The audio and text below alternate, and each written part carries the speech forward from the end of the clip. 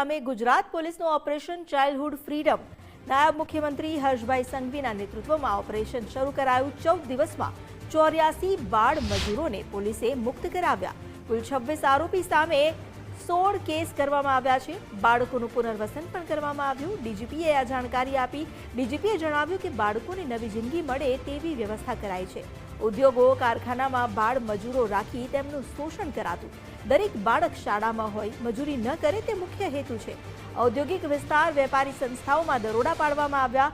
બાળકોને મુક્ત કરાવી આરોપીઓ સામે ગુના દાખલ કરાયા। વધુ જાણકારી આપી રહ્યા છે સંવાદદાતા નિકુંજ જાની। નિકુંજ, અહીં ઓપરેશન ચાઇલ્ડહુડ ફ્રીડમ જે શરૂ કરવામાં આવ્યું છે, શું વિગતો?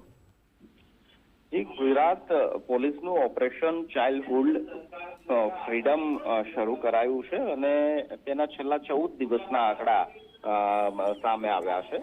છેલ્લા 14 દિવસની અંદર ઓપરેશન ચાઇલ્ડહુડ ફ્રીડમ હેઠળ 84 જેટલા જે બાળ મજૂરો છે તેને મુક્ત કરવામાં આવ્યા છે।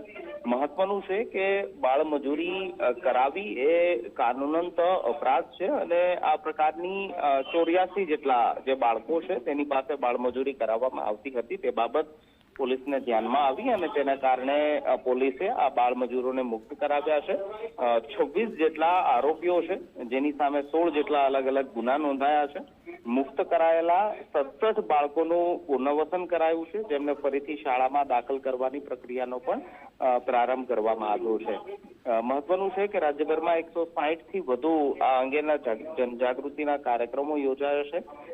જે બાળકો બાળમજૂરીની અંદર જોડાયા હતા તેમની પાસે 11 કલાક કામ લેવામાં આવતું હતું અને માત્ર દૈનિક 200 રૂપિયા વેતન જે છે તે આપવામાં આવતું હતું। ટેક્સટાઇલ ઉદ્યોગ, હોટલ, રાઈસ મિલ અને નાના ઉદ્યોગોની અંદર આ પ્રકારના બાળમજૂરો પકડાયા છે।